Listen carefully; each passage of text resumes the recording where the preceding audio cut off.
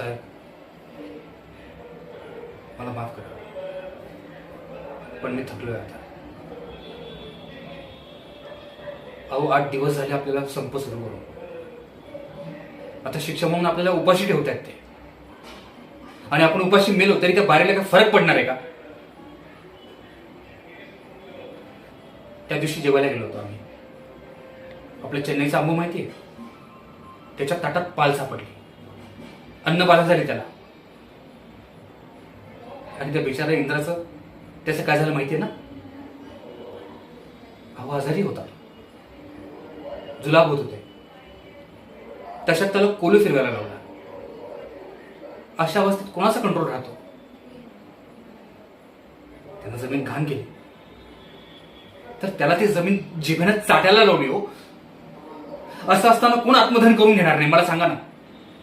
त्या बारीच्या नादी लागून आपण आपल्या कर्तव्याचा कोणता भरा करून घेत आहोत? माफ करा.